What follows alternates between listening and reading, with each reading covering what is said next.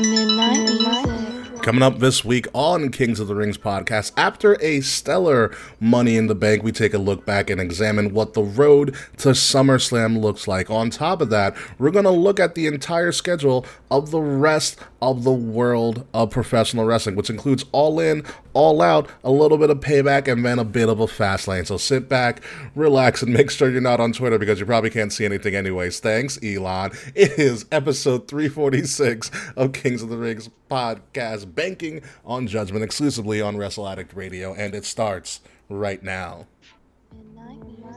Seriously, Elon, just pay your goddamn bills. Dude, he can't. It's horrible.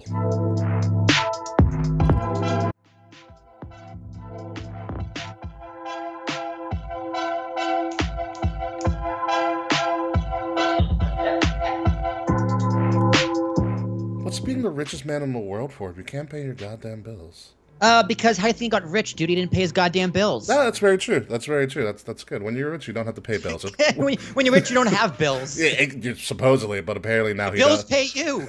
Yeah, now that he has real bills, he has no idea. What is this? What's a bill? Anywho, folks, ladies and gentlemen, welcome to Kings of the Rings podcast, episode number 346. Of course, I am your host, King Ricky Rose. Thank you guys for joining us. If you like what you see, please like, share, subscribe. If you like what you're listening to, please like, share, subscribe, and tell all of your friends. It is myself and Willie T this week, and Will representing Judgment Day, just like Bailey during Money in the Bank. How are you doing, Will? How was your speaking of which, how was your 4th of July? Oh, I did catch that Judgment Day. It was really funny. I was like, oh, Bailey's part of Judgment Day? Amazing. I hope it actually happens now. Mine was solid, man. You know, I was supposed to go to Long Island for a cookout, but my friend's mom got sick, so we didn't go. That sucks. Which was a blessing in disguise because it rained a lot on Long Island. It rained a lot. Oh, not by me, really. So we went to we went to a pancake factory and got the most delicious $20 milkshake. I'll send you a picture afterward. It had Reese's and 4 pancakes on top. It was delicious. So you went to a pancake factory and got a milkshake. Well, we also got pancake, dude. Okay, so we got pancake tacos. Okay, so kind of like what Taco Bell was trying to do for a while. Yeah, so it's 3 big pancakes with scrambled eggs and Taylor ham and a sauce inside, and it was incredible. It was so good, dude. Yeah, it's Brownstone Pancake Factory in Jersey. It's interesting. It's amazing. Interesting. I actually did go to a cookout / birthday party. One of my close friends who lives in North Carolina, her family lives up in Northport. So I went to visit her and her husband, who I'm also good friends with. Her husband's in my fantasy football league. So we went for her sister's 30th birthday / July 4th cookout. So it was kind of killing 2 birds with 1 stone. And it was perfect. I rolled in at the right time, Will. I rolled in and I walked into the back, and the dad had just finished making 5 slabs of ribs. Like, he was taking it off the grill as I walked in. I was like, do you need help, sir? Oh, dude, every now and then I need a good slab of ribs. Remember last year I told you I was really fiending ribs, and then it was Jazz's birthday. We went to a steakhouse, and I was like, I'm getting the ribs. I was scrolling through pictures the other day, and I saw those ribs, and made me want them all over again. Jazz, we're getting ribs. Listen, man, ribs are amazing, especially if you know somebody who knows how to cook them right. It was great. So it was they're kind of a mixed blended family, so they're Italian and also African American. So I had like ribs, sausage and peppers, ziti, chicken, burger. It was beautiful. Yeah, say less. I didn't even leave with a plate. I left with a tray. Oh my god, yeah, dude. Italians want you to eat what's there while you're there, and then take the rest with you. And then the African Americans want you to take it all home, so it works. Let's get a bunch of food to take home. Yeah, I know. It's great. I left with a tray. It's gonna feed me for the next week, so I don't have to go grocery shopping. Amazing. There's your BJ's for you right there, Black Italians. I know, best of both worlds, absolutely fantastic. So we're gonna get into some stuff this week, especially Money in the Bank, because Money in the Bank was flipping phenomenal. We are going to talk all about that, but first and foremost, let's go into a little bit about what is going to go on for the rest of the wrestling summer outside of SummerSlam, which is like a little over a month away. This shit's going by really quickly. After SummerSlam, we have All In London, which apparently the numbers have started to go up a little bit for their ticket sales, so good for them. What I find interesting about this, Will, on top of everything else, is that a week after All In, they're doing All Out in Chicago. Yeah, that doesn't make any sense to me, man. Yeah, I'm as flabbergasted as you are. I have to ask, so it's like, who runs this business? Like, really though, because some of the decisions they make are just weird. Yeah, is it just me? Or No, it's not. I guarantee you, it's not. Because I feel like their AEW is very fall heavy with a lot of her stuff. Because not only, because after All Out, you're then going to have Dynamite Grand Slam, which for God's sake should just be a pay-per-view at this point. And then after Grand Slam, you're going to have Full Gear, which is usually a fall special for them as well. You know, and then they kind of die out after that. So it just seems unbalanced. I think Blood and Guts is also potentially in the fall as well. Again, another Dynamite TV special that probably should be a pay-per-view.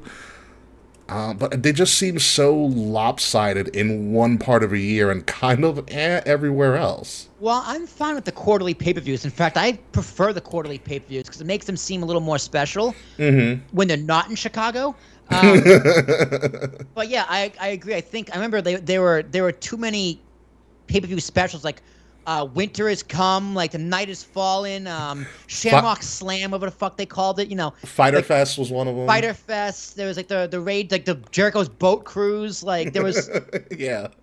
There was just too many like non-dynamites, if that makes sense. Yeah. Along with their rampages, their YouTube specials, and now their Saturday night show, which ratings cut in half the next week. Yeah, I don't know, because Money in the Bank was at 3 in the afternoon. I wasn't watching wrestling after that. Oh, 3 in the afternoon was also incredible. That was a great time slot.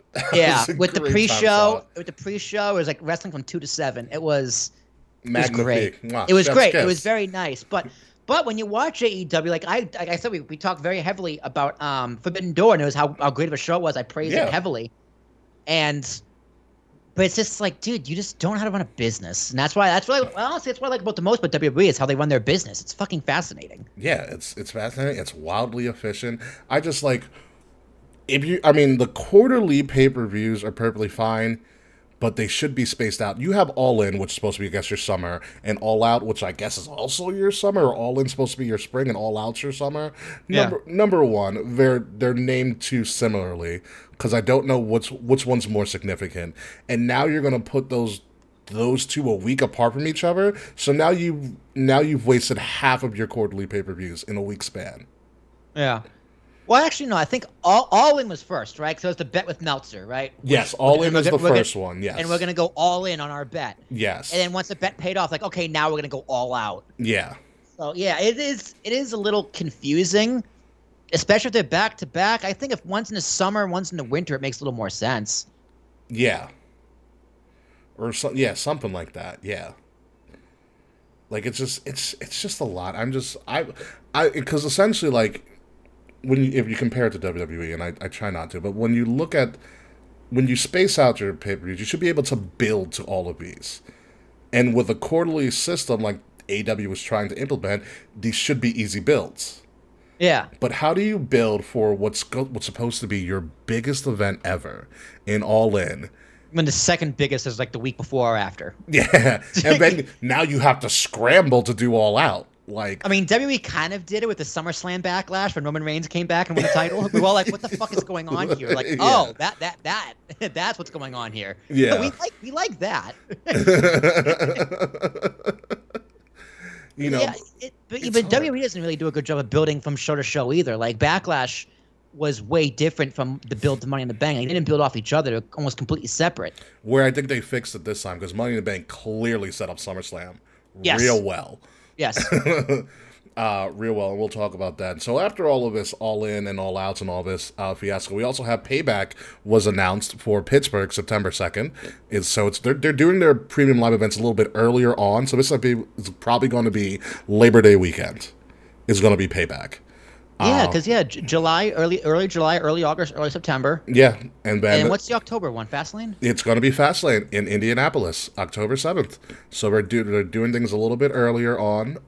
For right now, we'll see how that kind of works out for them. It seems to be working well, pretty much thus far. And sometimes in between, you'll have NXT do something. I know Great American Bash, I think, is next week. For NXT. and that's going to be a premium live event, I believe, on a Sunday. So it's going to be interesting. So that's kind of what the schedule looks like for right now for all of your big wrestling stuff.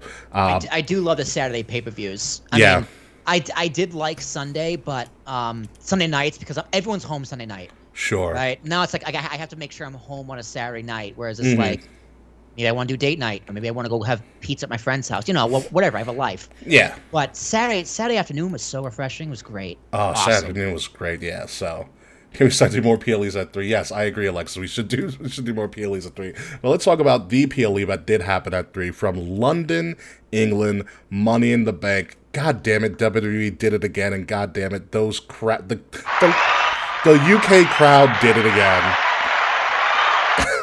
I think John Cena just nailed it. It's like sometimes you kind of hijack a show, but good. That's why we like you. I love how Triple H. I don't know if you watched the presser.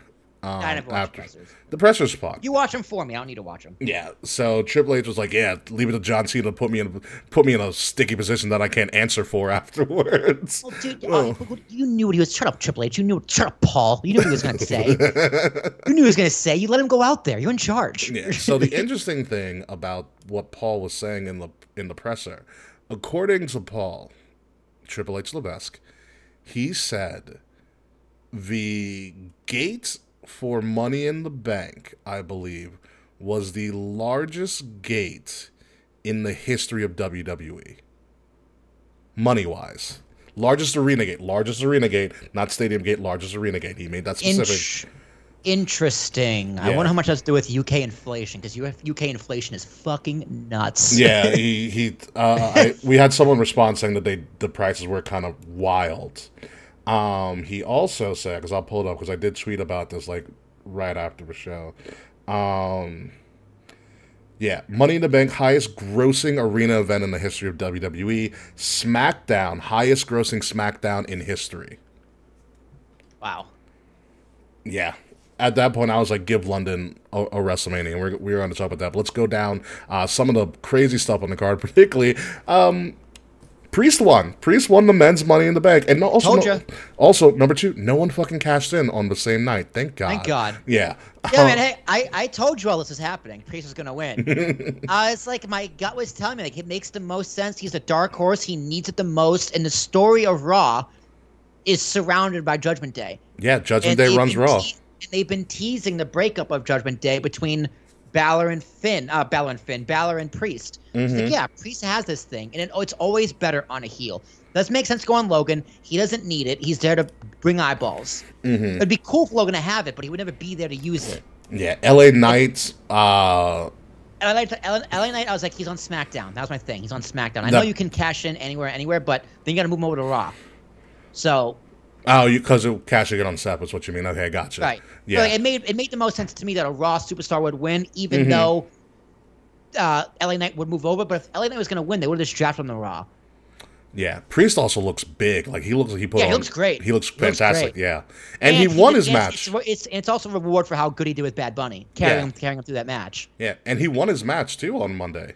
Because usually Money in the Bank people start to lose, but he won his match. Yeah. So we're doing things a little bit different. I loved this men's Money in the Bank match. Some wild stuff that happened in there. Logan Paul needs to buy Ricochet like a steak dinner, because Ricochet essentially saved his life with that Spanish fly. How is that spot supposed to go? Because they both got caught in the second rope. From what I saw, Ricochet, because LA Knight, kind of tips the ladder over. They're supposed to catch themselves on the rope like Ricochet did. And Logan Paul, I just think, was exhausted. Like, even before that spot, you can see Logan Paul totally underestimated what he was getting himself into. Like, he tried the frog splash Priest on the ladder, and that ladder didn't break. Ladder didn't break. Ricochet did a 450 that I don't know if he undershot it, if he did it on purpose, but it didn't look right. Yeah, so when you get to the Spanish fly spot, Logan Paul fucks up catching himself on the rope. Yeah, and he's struggling, and Ricochet kind of just grabbed him and held him up and held him. Yeah. And if you look at it when they showed the Skycam footage of it, Ricochet actually kind of forcibly tucks Logan Paul's head to the side so that he doesn't fuck up his neck. if you look at it again, like Ricochet saves him from a really bad injury. And props to Ricochet for doing so. I mean, he's a veteran, man. The guy knows what he's doing, and he's the acrobat, so no one you'd rather have save your life. Yeah, no, it was a great save by Ricochet. It looked scary though. It looked real scary. Yeah. But that's the match was fine. Yeah. It was a little sloppy. I thought the women's match was way better, which I rarely say for like a Money in the Bank, like a gimmick match. I think the women they told a way better story. At like the end, men the had story more at the end was great. Yeah, men might have had more acrobatics and like high spots, but women told a better story. At the end of the day, wrestling's about telling stories. So I thought the women stole the show with that ladder match, to be honest, in terms of the Money in the Banks. Yeah, no, it was great. Everybody had a chance to shine. I loved how they gave everybody pretty much an entrance. Like Brawlin' Brutes had like the rugby outfit. Yep. Santos came in his traditional like big Mexican attire, which I thought was really cool. Michael Cole didn't know what a cricket bat was. Oh yeah, I forgot they used the cricket bat. I was like, that's awesome. Yeah. Wade Barrett, I think, probably had the best time announcing on Saturday as well. Wade Barrett's gotten better at announcing. Him and Cole were a little rocky at first, but they found that no Pat McAfee, but Wade Barrett had impossible shoes to fill. But him and Cole have finally kind of found their ground, and he's fine. Yeah, no, it was good, and congratulations. Johnson just went yard. Oh, he will in a second. I'm a little bit on the delay. But yeah, no, I'm very excited for Priest, where this goes. I like his little teasing thing. Judgment, the balance of power in Judgment Day is kind of weird. Finn's your supposed leader, but you have Priest as Money in the Bank, and Rhea's kind of the highest ranking champion in Judgment Day. Yeah, well, the whole thing, the thing of the story is, though, like the whole point of Judgment Day, like after Edge was kicked out, they cut a promo saying we don't have a leader. Yeah. There is no leader. But now they're kind of arguing over who's the leader. Yeah. Yeah, Jones has 13 hits this season, 9 home runs. Amazing. Unbelievable. Amazing. So it's just like, so you're feuding over something you never cared about. You know what I mean? That's why I think Judgment Day for me overall has been a big flop. Like we talked about last week, Rhea's a star, but not because of Judgment Day. Yeah. Judgment Day's been great for Dom, but it's done wonders for Dom. Yeah. It's finally paying off for Priest. It is something to pay. Well, I think, no, because the breakup is going to be better for Priest, not the actual thing itself. Like, before this, Priest wasn't on WrestleMania. Remember that. He was not on WrestleMania at all. That's correct. So, Judgment Day really hasn't done anything for Priest. The breakup is going to be because of Priest. That's going to do wonders for him. But Priest is stuck eating all the else. Yeah, Priest is on the way up, especially with this Money in the Bank briefcase, and they are going to show up. All of Judgment Day is again now showing up on NXT to mess around with Carmelo Hayes next week. So, listen, Judgment Day is doing a lot of work for the brands. And I also love how, in particular, not only just Judgment Day, how they started to weave the people who they want to essentially groom to be big stars, like Carmelo Hayes, into kind of the Raw stuff. Like, I cannot wait for Carmelo Hayes to come up again. Oh, yeah. Yeah. Yeah. No, the guy's incredible. And Trick. Big Trick, too. That's what I was scared for when Melo came up just to face Finn. Trick wasn't with him. I was like, oh, it's like, come on, no, bring we Trick. like Trick, please. It's like, please bring Trick. Oh man, but no, Carmelo's gonna be awesome when he comes up, and Priest, whenever he cashes in, it's gonna be a sight. I think Carmelo needs to bulk up a little more muscle. Not too much. Not too much. He might lose his aerodynamics, but slow down and bulk up, dude. That's always safe in wrestling. Yeah, not too much though, because he has a great physique, and he's still in his late 20s, I believe. He's got time. He's a baby. He's got time. Let's move on. Speaking of the women's match, Iyo in the Bank, which everybody kind of saw coming. Not me. I had to eat a piece of shit on this one. Yeah. But phenomenal finish. Phenomenal finish. I loved it. We have face mask Trish again. Because she did legitimately screw up her nose. So she's wearing the exact same face mask from when she faced Lita. That's funny. In the main event.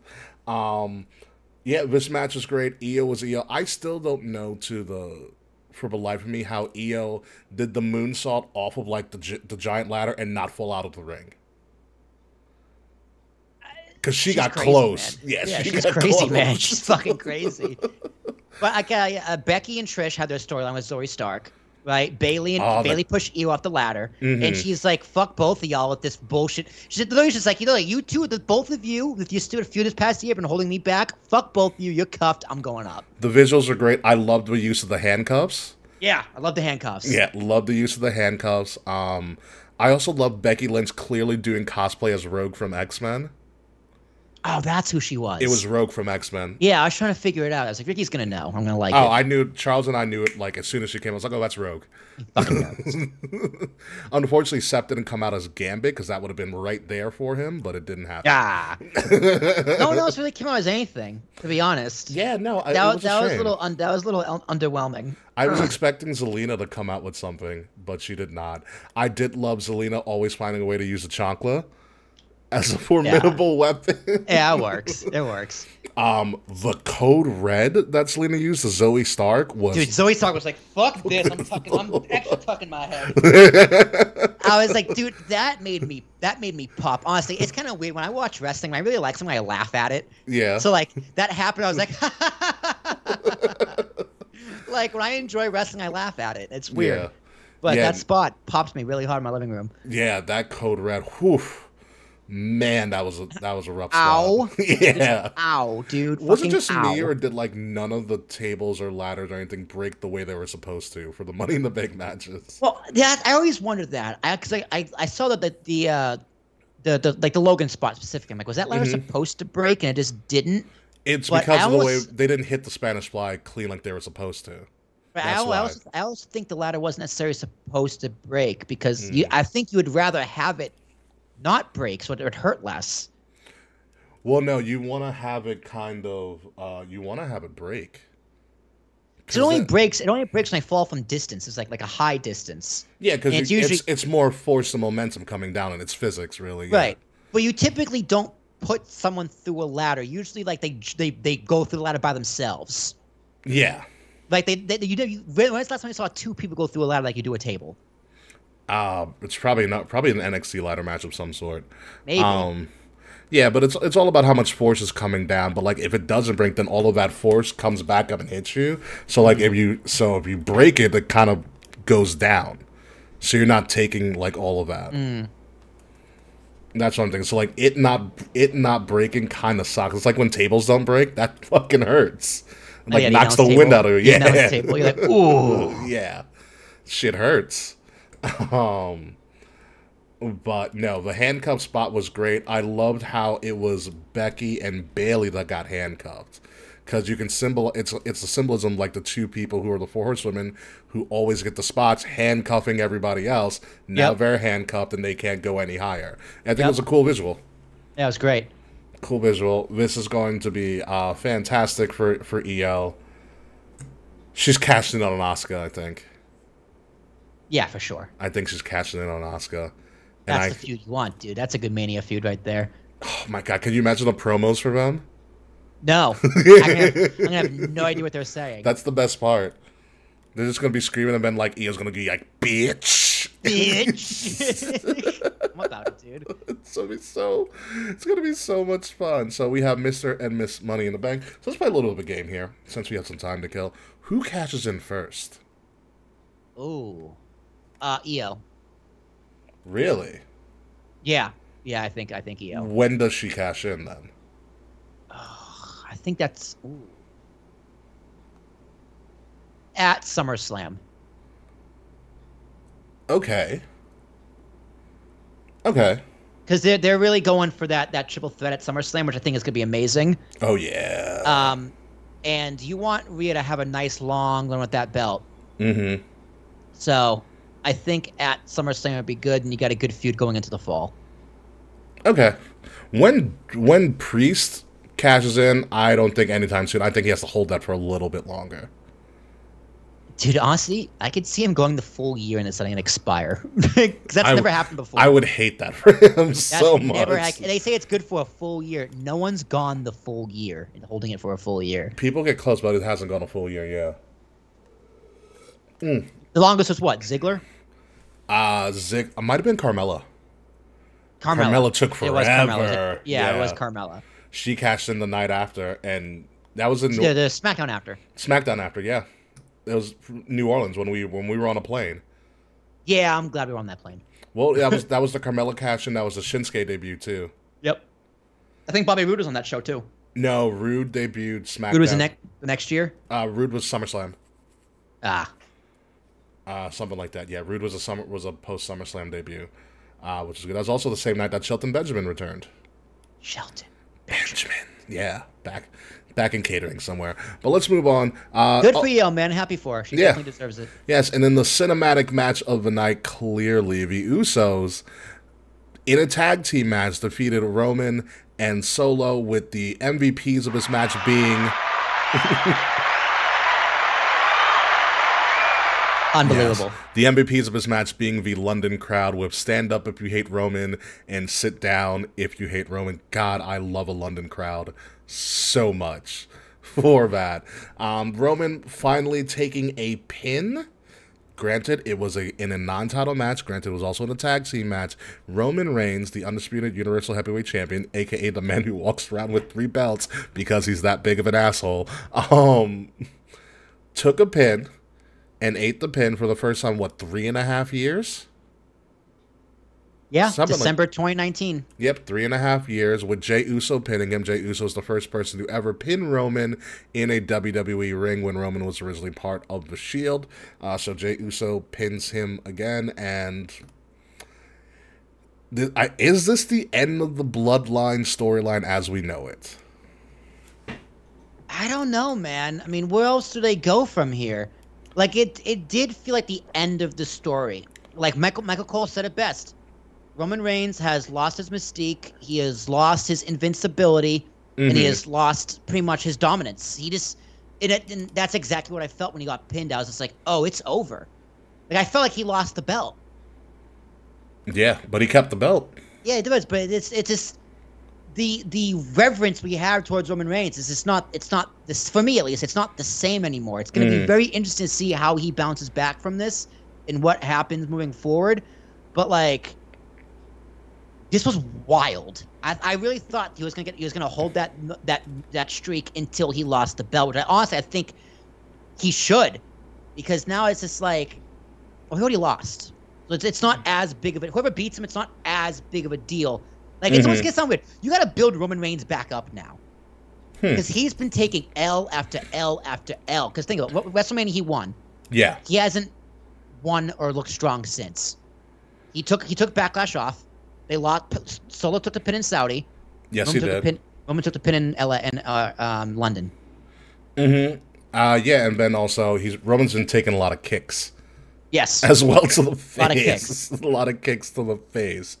It is interesting. Although it is a loss on Roman, he's still the champion. He still has an over 1,000-day reign as champion. He's still running around with 3 fucking belts, which is fantastic. Also, by the way, Paul Heyman's promo during the pre-show. Oh my God, he was in beautiful. Tears. It was so good. I was like, he's gonna kill these kids. Beautiful.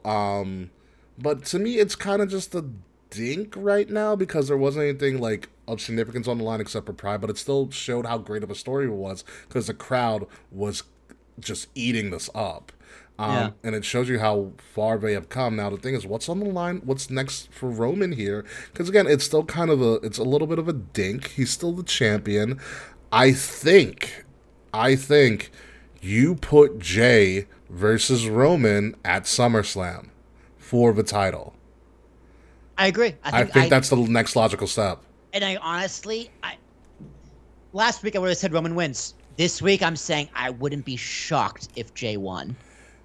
That would be crazy. It would be really crazy. Yeah. Because this guy, Jey Uso, literally has been the MVP of this unsung hero of this storyline. We'll call him like our Oscar winner, Jey Uso. Yeah. And like his matches, his acting, his promos, his presence, his turns, his facials, everything this guy does has been gold.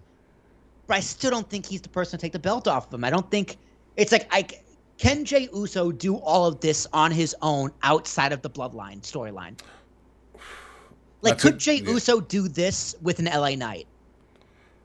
Ooh. I don't know. I don't know. I don't know. Like, you know what I mean? I mean, like, he's a tag team guy. Yeah. But if it's 1999, if it's screw that, if it's 2001, 2002, 2003, and I told you, can this Edge guy really hold a program with Triple H on his own? You probably say no. I'd probably say no. I'd probably say no. Yeah. But then again, Jey Uso's been in this company for over 10 years. And he's got a whole family. Yeah. That's been he should know this business by now. So could he do it? I don't know. I don't know. I don't know. And the fact I'm saying I don't know kind of means I have my answer. Yeah. Because he's been so good, but he's been so good in his comfort zone. He's working with your cousin, you're working with your family. And you have creative reign to do pretty much whatever Roman says. Yeah. Take all that away? Can he stand on his own? I hope so, because I really fucking like him. Yeah. Yeah, I really do. I mean, there's so many different possibilities you can do with this at SummerSlam. Because, like you said, Roman kind of needs to kind of get his dominance again. What better way than to beat up Jey? Yeah. You know? Just like he did Hell in a Cell. Mm-hmm. You could run it back and have, like, someone throw in the towel for Jey if he gets beat down so badly. Yeah, he's got to get his heat back. Yeah, the cool thing about right now is that Roman is kind of a loose cannon. I mean, there's always the story of everybody always turns on Roman. It's like a recurring theme of his career. Like, everybody turns on Roman at some point in their career. It really is. But the thing is, how does Roman do kind of on his own without any help, and just kind of his lackey Paul or his simp Paul with him all the time, carrying all the belts? I also don't know how Paul just carries all those belts are heavy. Okay, he's a big dude. He's not really in shape. Yeah, those belts are heavy, just to carry around all the time. So it's an interesting story. Where could they go? And also you have the Solo issue. Because now they planted the seed that Solo could run the bloodline. And what does Solo do now? No, they didn't. Stop yeah, they did. They did on SmackDown. Yeah, they tried. But Solo is very much still with Roman. He didn't show any sign of dissent in the match. For now. He's going to turn eventually. Yeah. That was another thing I was thinking. Like, when Roman was walking out, first off, he was glistening and so shiny and beautiful. But I was thinking, man, what happens to Solo when this wraps up? That is a big question. Solo's of anybody in pro wrestling, especially in WWE, Solo has probably been the most protected talent for the last ever since he debuted at Clash of the Castle.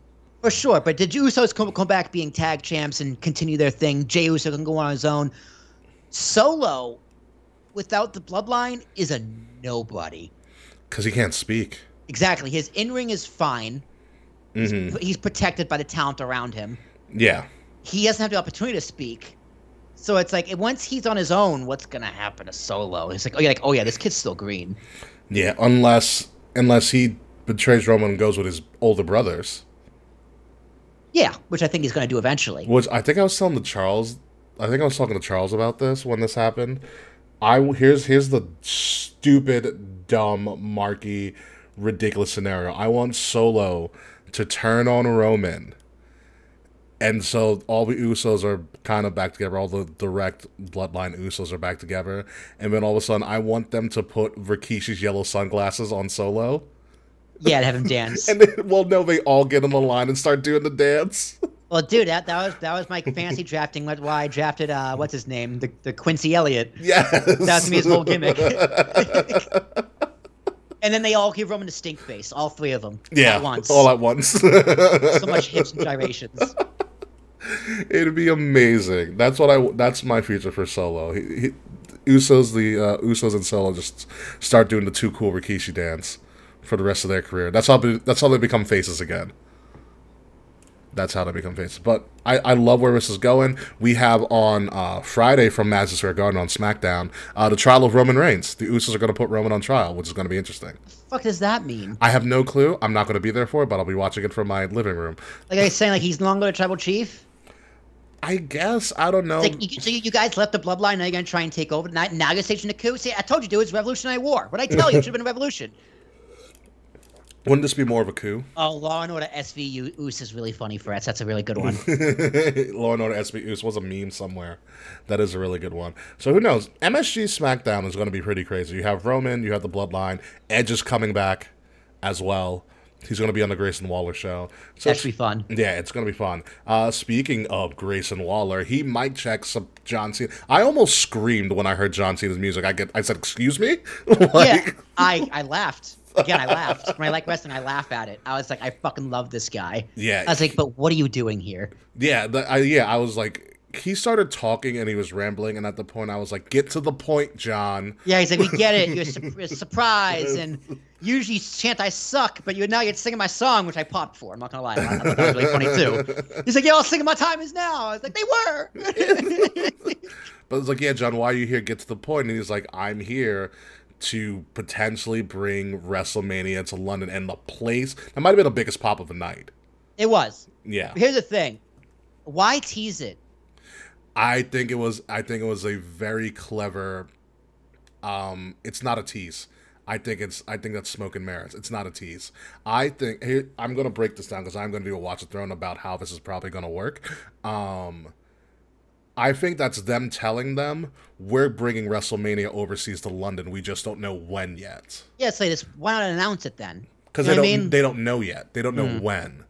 I think there is a plan to do that because if you look at it, and it's gonna be a little quick breakdown. But if you look at it, 4 of the 5 paper premium live events have been not in America. The only one was WrestleMania. You had, Elimination Chamber, Montreal. You went back to LA for WrestleMania. Then you went to Saudi for Night of Champions. And then they Puerto Rico, which Puerto Rico Backlash, America, but but continental U.S. Yeah. So Puerto Rico Backlash, and now Money in the Bank in London. They're experimenting with doing more overseas and outside of the continental U.S. and rightfully so, because that London crowd is amazing. Could you imagine what they can do for WrestleMania? Oh, it's gonna be nuts, dude. Yeah, it's gonna be fucking nuts. Yeah. What do you think? Like, so it's that Philly's next year. Philly's next year. There's nothing been announced. Nashville. Oh, if it's not, we better hit up Will Gray if it's Nashville. Oh, we're going to Nashville.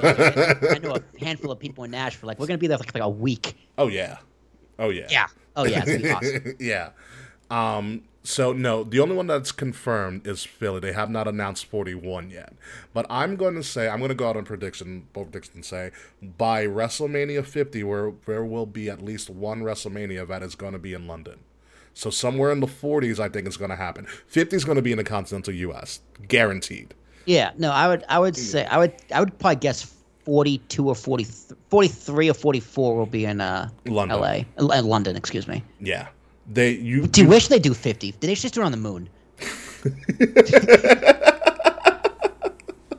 That would be pretty crazy. By WrestleMania 50, Elon will get to Mars. We'll do WrestleMania Mars. No, 50. And the main event is Elon versus Zuck. Yeah, right.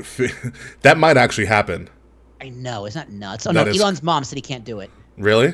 Yeah. Oh, that's a shame. That actually happened. Damn. Wow. No, 50, if anything, 50 should be in New York. God, it's going to be so expensive. I don't fucking care at that point. Like 50 New York, yeah. New York is WWE's home base. It should be in New York. You're right. They should go. I mean, when you say New York, you mean New Jersey. New York, well, the New York, New Jersey area. So, like, I'm thinking, like, they need to utilize all those arenas. Because, listen, you can have NXT at freaking Barclays that weekend. You can have Raw at MSG. You can have SmackDown at UBS. Like, there are so many arenas that WWE can use in that week for all of that. Make it a spectacle if it's going to be at 50. SmackDown is at, they're not going to go to UBS because that's too far, and that's too far out. It's not that far out, but you could take a train there now. No. SmackDown's in Brooklyn. WrestleMania's at MetLife. Raw's at MSG. Raw after WrestleMania would need to be in MSG. NXT's at Arthur Ashe. They call it NXT Dynamite Grand Slam. NXT Wimbledon. NXT Wimbledon. That's tennis, right? Wimbledon. Wimbledon is tennis. It's okay. I want to make club. sure. Yeah, that one's in England. So yeah, I do believe that we will be seeing a WrestleMania in London, and they are actively doing their research on how to pull this off, and they're going to get a little help, but I'll explain all of that when I do my Watch the Throne. Cena was then mic checked by Grayson Waller, who held his own in comparison to the time he went up against Charlotte.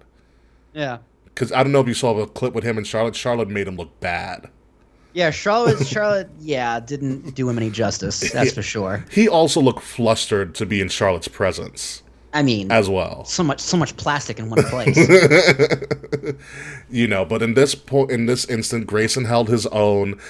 It was great that he's Australian in the UK because they don't like Aussies, so he played that up really well with them. And listen, man, it's nothing. And he was like, "Why don't they bring WrestleMania to Australia?" And I think that was Grayson Waller talking out of his ass. Yeah. Like, I don't think they're going to go to Australia yet. No, not a chance, dude. Not a chance. The time zones are too different. Yeah, I don't think they're going to go to Australia. No matter what you say, dude, WrestleMania is still for wrestling in general is for an American audience. Mm-hmm. Like Saturday and Sunday afternoon for a London crowd, that's fine. Could you imagine Saturday and Sunday afternoon WrestleMania? Because they'd be in London, it'd be perfect. Yeah, it'd be awesome. It'd be absolutely awesome. That'd be nuts. But I do believe in this kind of thing as well. I think this is going to set up Grayson Waller versus Cena at SummerSlam. Oh, I don't know, man. I don't think this is a one-off. I don't think it's a one-off. They mentioned Austin Theory in that promo, and I was like, oh yeah, he wrestled John Cena, and that did nothing for him. Well, because John Cena called the promo. He's like, even if you win, this nothing. It's like, wow, you just buried Theory. Yeah, thanks. Like Theory has had no buzz. I forgot he was U.S. champion. He wasn't on the card. He hasn't been on any card. No, he was on SmackDown the last time he was on the card. Okay, so he's on SmackDown. But like, did he do anything in Puerto Rico? Oh, I want to say no. Did he do anything in Saudi? Did he defend in Saudi? No. I'm asking. I don't remember. I don't believe he defended in Saudi. So either way, I can't remember. So what did beating John Cena at WrestleMania do for him? Nothing. Just like John Cena said, what was going to happen. So it's like, do I want to see Grayson Waller lose to John Cena? No. Not really. But John Cena needs a win, dude. He hasn't won because Grayson Waller said it. You haven't won a match since they didn't mention the tag team match on the December 30th. Mm-hmm. The 31st, whatever it was, this of last year. Yeah, the end of a year match, yeah. Yeah, with Sammy and KO, whatever. Yeah. But like, Cena hasn't done anything of note other than lose, so he needs to win. He's gonna beat Grayson Waller, but it's like, what's that gonna do for Grayson? Nothing. Yeah, I mean, again, this all could just be like this all could have just been a wasting time segment. But you also have the fact that Grayson Waller hasn't been on TV in a while either. But Grayson's also going to be going up against Edge on the Grayson Waller effect on SmackDown as well. So it could be Grayson Waller Edge as well. Yeah, that's something that's worth seeing. Yeah, I mean, say what you want about Grayson Waller. They like this man. He's essentially a mixture of Miz and Theory. He is. And I mean, he's shown he can work with other talent. Like, remember, he's the one that retired Gargano. Oh, Grayson is. Yeah, Grayson's the one that retired Gargano from NXT. Because remember, he interrupted Gargano's goodbye speech. Yes. Yeah. So listen, they're high on Grayson. I've been high on Grayson. I think he's a great heel. And I think he's a pretty good heel. Yeah, he's a good heel, and he can hold his own so far. So big thing to get out here. WrestleMania is coming to London, and I will go bankrupt going to London for WrestleMania. I will not. I would love to go because I just want to go. Like, just the London atmosphere is something I've always really enjoyed. I would love to go. Depending what year that is, I could be rich by then. So maybe I will go. Yeah. Just flying over across the pond. You got to get used to the whole left side of the road thing. I'm not gonna drive. I'm just saying, but also think about that when you're like crossing a street. You make sure you got to look the right way. That's true. Well, left, right, left. Come on, Ricky. We're kids here. Yeah, left, I mean, you right, left. We go ways. right, left, right, like something like that. Yeah, it's weird. I've been playing a lot of Watch Dogs Legion in London, which I just beat the game last week. Anywho, let's move along to the rest of this card. Again, one of the other biggest shockers that I did not see coming. Shayna finally fucking turned on Ronda. Shocking. Yeah. I was like, what the fuck is going on? Why? They really don't care about these tag titles, do they? Like, at all? Well, I told you about, Liv getting injured was a fluke, and they were going to just give them back the belts. So I continue. By the way, Liv Morgan looking like Ginger Spice, except with blonde hair. Phenomenal. I was like, you got the assignment, Liv. But again, I think this sets up Ronda and Shayna at SummerSlam. Here's what I'm gonna say: Ronda, Shayna, fight pit, SummerSlam. Yeah, that's what they need. Because there's rumors now that Amanda Nunes retired, Ronda's gonna go back to UFC because she can actually win. No one tell Holly Holmes.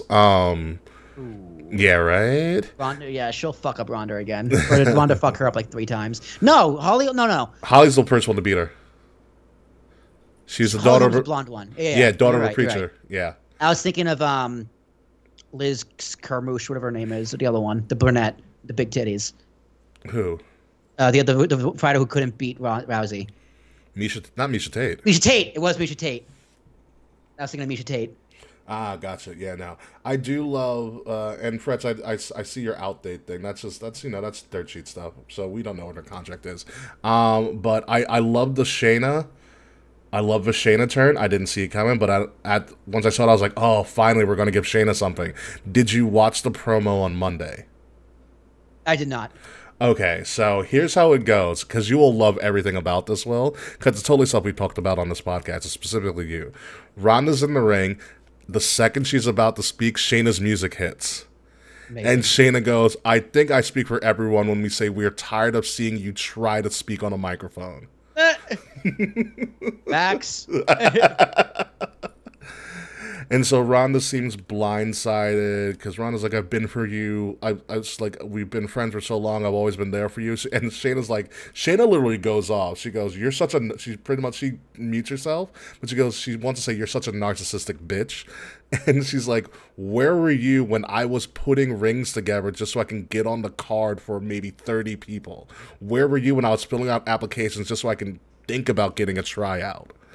And then she said, if it wasn't for me, you would have never been in WWE, and my biggest regret is bringing you into this world. Yeah.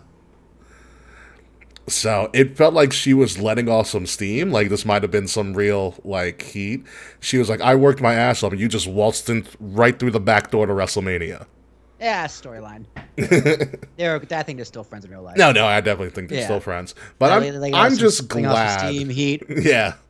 I'm just glad that they let Shayna finally start talk some shit. Because remember when she was coming up in NXT and she would do those promos and she had like the leather jacket and stuff. We're like, oh, we've got something. Like Shayna can talk some shit. We've got something here. And then they went away from that because Ronda became the big thing. So I'm glad this is going somewhere. And I do like I like Shayna's submission magician. Shayna should be coming back. Very excited for this, but huge shocker. Not gonna lie, huge shocker. You know what made it a huge shocker? Because she literally just clocked Ronda out of nowhere. Yeah, like she was just out of nowhere. Just why? Yeah. What the fuck happens?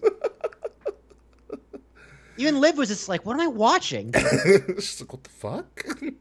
We didn't talk about this backstage. Can you imagine? Imagine that was actually true.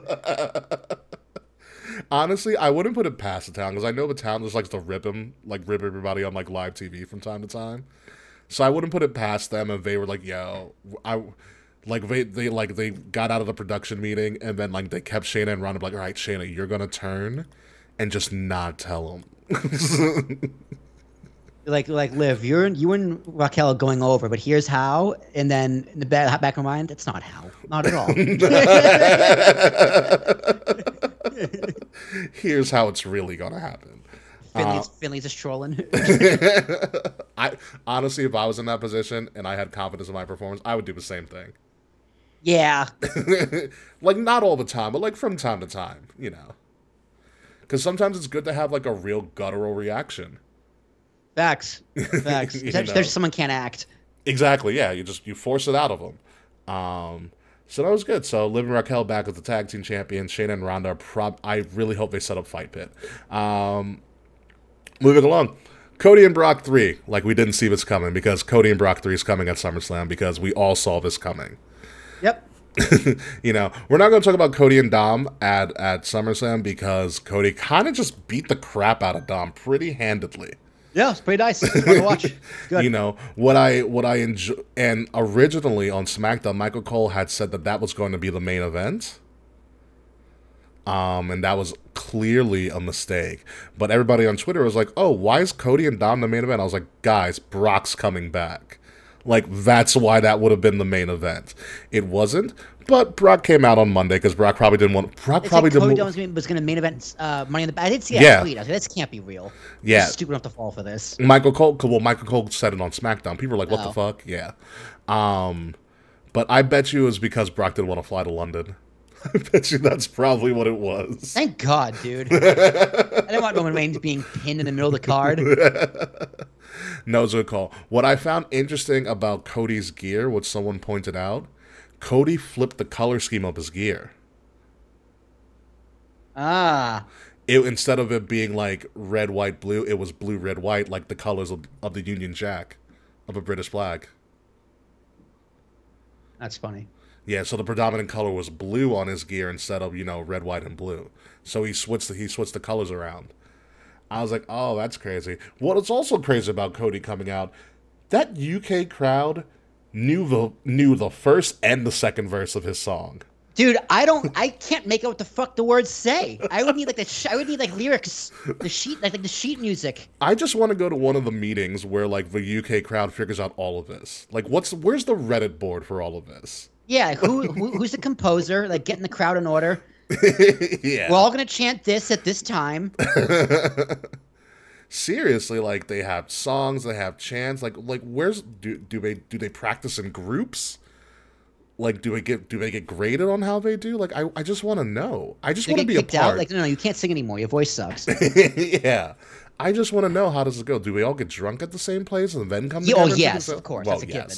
Yes. That's half the reason I want to be for a London wrestling event. Not for a wrestling event in London, for the pub crawl afterwards. And before. And during. It's probably like a beer stand crawl in the arena. Probably. That's why I can't wait for it. But yeah, Cody and Brock, again, another SummerSlam setup. Money in the Bank did perfectly well to set up all of your main storylines for SummerSlam. I don't know what you do for Cody and Brock for this. Is it a specialty match, or is this just a blow-off match? Dude, I forgot they were feuding, to be honest. Yeah, Brock takes breaks. He does do that. Yeah. I don't know, I think a first blood match would be cool. Cody loses that. Cody loses really quickly. I know, dude. They both bleed. Bull rope match? That's a good idea, Frets. Bull rope would be fun. Dude, I think Brock's too strong for a bull rope, to be honest. You think Brock will break the bull rope? Like, what could you do for this? Because they're in Detroit. So cars are going to be involved in some way, shape, or form. Because that's a team. Parking lot brawl? Detroit parking lot brawl? No, they have to. No, because you're not gonna have Cody do something in a parking lot or backstage where he can't come out and do all of his pyro. Yeah, you could just do a street fight. I guess. Motor City Mayhem. I don't know. Featuring the Motor City Machine Guns. Frets, what is an Iron Circle match? Because I have no, like, is it an Iron Man match in a circle, or what's an Iron Circle match? Sounds fun. It does seem interesting. I can't see them doing Iron Man, although that would be great. There's just not enough time on that card to do Iron Man. They would have to main event, and Roman and Jay, if that's what the story is, will probably main event. So I can't see them doing Iron Man. Although, again, like I said, I would love to see Cody and Brock be an Iron Man. They're not doing Steel Cage, I don't think. No, especially if you have a fight pit. Yeah. Ugh. Match in a circle of cards in the parking lot. Oh. NXT did that once. They did, didn't they? With Velveteen.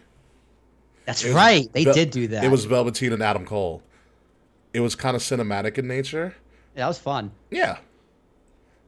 Velveteen Dream. What a fall from grace. But Jesus Christ, can you picture Velveteen Dream in this day and age? No. With the roster that WWE has right now?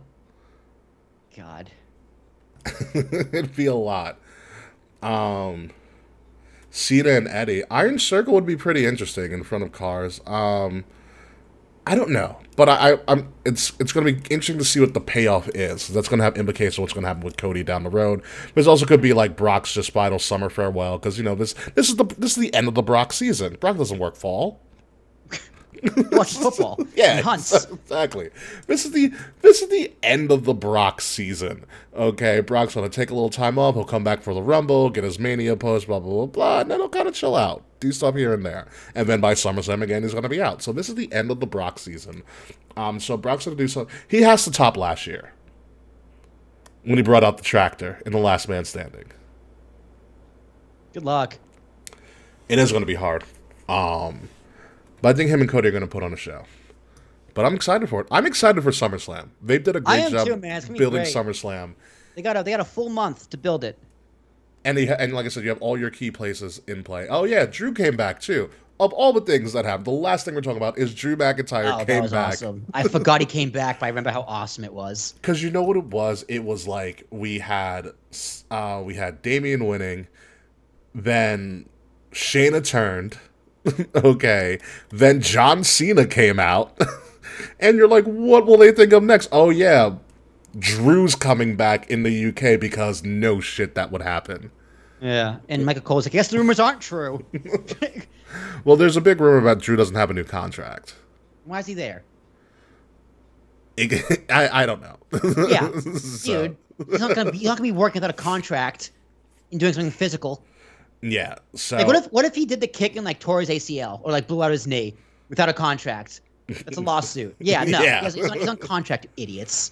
Yeah, or he hasn't renewed his contract or something. It's some sort of contract dispute. Or what happened? It expires early next year, but yeah, he just took some time off. Whatever. After Mania, he had one of the greatest WrestleMania matches ever in a triple threat between him, Gunther, and Sheamus. Take the time off. I think Drew does want like Brock money and a little bit of a lighter schedule. And understandable. WWE's just like, no. Like he's like, they're pretty much like, you're not worth that much money. For a lighter schedule. For a lighter schedule, sure. Yeah, he's and I kind of agree, to be honest. Yeah. Drew just when he was the guy, it was during the pandemic and there was nothing he can do about it. Or else he'd be right there with Roman and everybody else. Yeah. It feels so bad. Like he needs another run. I think Gunther's the guy to do it. Like he's finally going to get his Gunther versus Drew IC title. I think Drew wins. Depends on when Gunther brings the Honky Tonks record. Because I need Honky Tonk Man's record to go, because of all the IC champions to hold the longest reign. It was Honky Tonk Man. I'm like, no. Yeah, it's an Elvis impersonator. Yeah, that's gotta go. Like, get the fuck out of here. That's gotta go. If by the time SummerSlam comes around and Gunther is already the longest reigning IC champion of all time, surpassing Honky Tonk Man, then yes, give it to Drew. I do think Drew needs to take this belt eventually, though, because like Drew came out and I was just like, "Oh, you are such a bigger star than Gunther." Like I felt he was also in the UK. True. You know, it's kind of a home it's literally like he probably just came from his hometown in Scotland, like killing goats, and just came out to do this with the sword. I hope he doesn't bring the sword back. Angela? I hate the stupid sword, dude. I hate it so Angela? much. I loved Angela. No, dude, it's so stupid. I loved Angela. It makes him look ridiculous. It was an homage to his dead mother. Yeah, I get it, but it makes him look ridiculous. Listen, that sword did its job for WrestleMania 38 when it cut the rope. That was pretty cool. So yeah, no, I'm happy for Drew. I always was the best for Drew. I'm looking at his picture now of this. I still don't know how he got his legs up that high in the air in jeans. Like those jeans should have ripped. I know, they're tight jeans too. Yeah. Those jeans should have ripped in half. But listen, Gunther Drew as an IC title match, amazing. The Intercontinental title means something again. I love it. Hopefully. Yeah. No, I love it. If Gunther drops, where does he go from there? We'll cross that bridge when we approach it. All I need Gunther to do is break the Honky Tonk Man's record so we don't have to spew that godforsaken stat ever again on any wrestling podcast show. Dude, Gunther goes up against Seth. What do you mean? Yeah, that's fine. That's a good fall feud. Yeah, going that's into fine. Survivor Series. Yeah, what I wish they would do, because I do kind of like that, because they haven't really done it since like WrestleMania 6. I would love Gunther as the IC champion going up against Seth as the World Heavyweight Champion. That would be pretty cool. You know, like unnecessary but cool. Yeah, they don't do it. They don't do champion versus champion often, but when they do it, it was fun. Like when Seth versus Cena at SummerSlam, US and heavyweight. Yeah, I think that'd be cool for Survivor Series if you have the mid card go up against the main event title, like Roman goes up against Austin Theory. Never mind. I take it back. No, this could be like Gunther versus Seth could be a Payback or a Fastlane. Survivor Series should still remain War Games. Facts. You know, because that just it went over so well last year. Like you can do that again. So no, like I said, I'd just love to see Gunther as a champion going up against Seth as a champion for like, you know, one premium live event. And it worked out. I mean, you just let the cookies crumble. And then next thing you know, you have War Games, and then it's Mania season with the Rumble. Like it's gonna come quick. Comes really quick. Like after SummerSlam, it's so wild how fast this shit just happens. Like after SummerSlam, we're going to be, you know, really, really fast tracking to Mania in Philly, and also that means on the lookout in like a month or so, like around SummerSlam. Well, we gotta be on the lookout for Mania tickets, because I think it's gonna happen in August this year. Yeah, dude, don't blink too much, because next thing you know, I'm gonna plane to London going to WrestleMania. Yeah.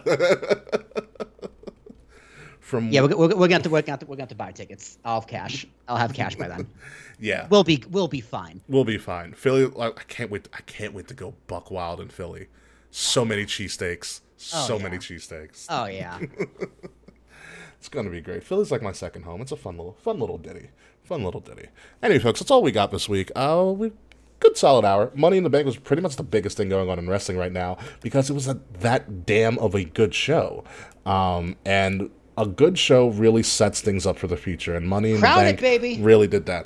9. 9? Yeah. Last week I said strong 8.5. I'm sticking with strong 8.5. Okay.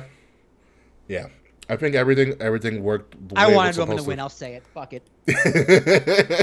Just wanted him just to be continuously dominant no matter what. I did, dude. I wanted Roman to win. I'm not unhappy with the decision, but I am still a little surprised. I love the poetic justice behind it. I love the storytelling. I love the theater. Mm-hmm. But Roman Reigns is just so goddamn shiny. He is very shiny. He's very, very shiny. He glistens. He doesn't sweat. He glistens. He's great. And yeah, he also, sweat Roman Reigns is. That's what happens. Yeah, he also kept character leaving the arena, too. Like, people tried to shake his hand. He, like, threw his hand at him. He was like crying. Yeah. Roman like on the ring, like on the ring side, just up against the ring, going, "Oh, it's so good." What are we doing here? Who are these people? Why are we here with these people? So good, dude. Roman knows where the mics are, dude. Oh yeah, no, yeah, he's very good. His talking has gotten exponentially better. He's one of the best situational trash talkers when it comes to matches in wrestling right now. And he doesn't yell. Like, he doesn't have the MJF syndrome where he yells. Yeah. It's a soft yell. Yeah. I'm not gonna lie, dude. I would have been totally happy if he just did the stack him, smash him, stack him, and pin him. Well, and he that did. Was the fit. They did, but then they both kicked out. Yeah. I was just like, that would have been such a great finish. It would have been, but we'll see what happens with this trial and whatnot. So, are you ready, sir, to get out of here? Yeah, let's do it. Let's do it.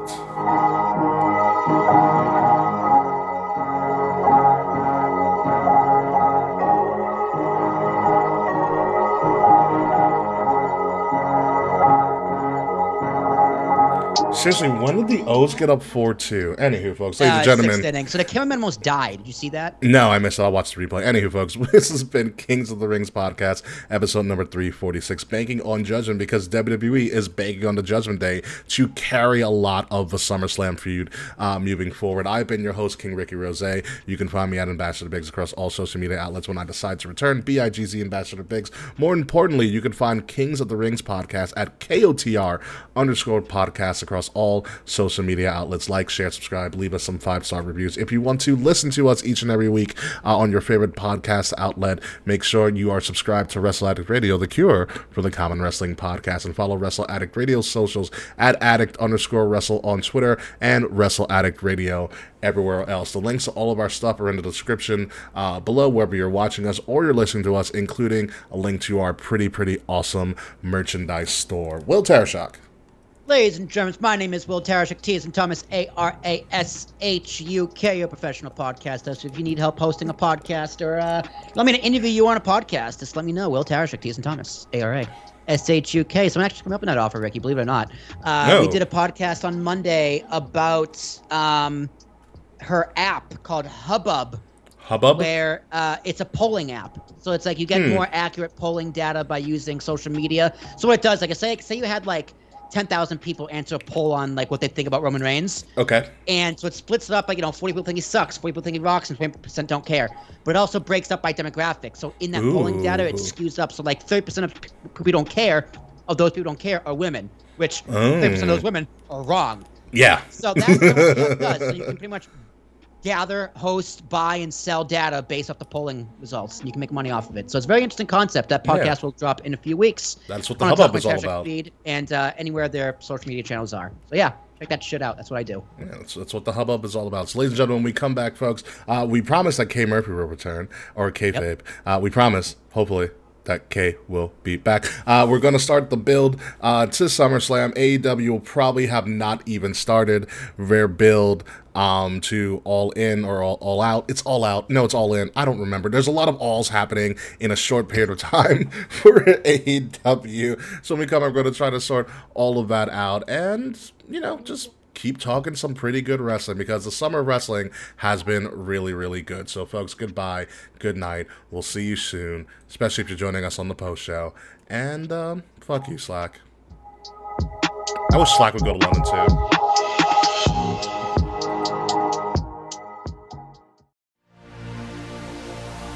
This has been a Wrestle Addict Radio branded podcast.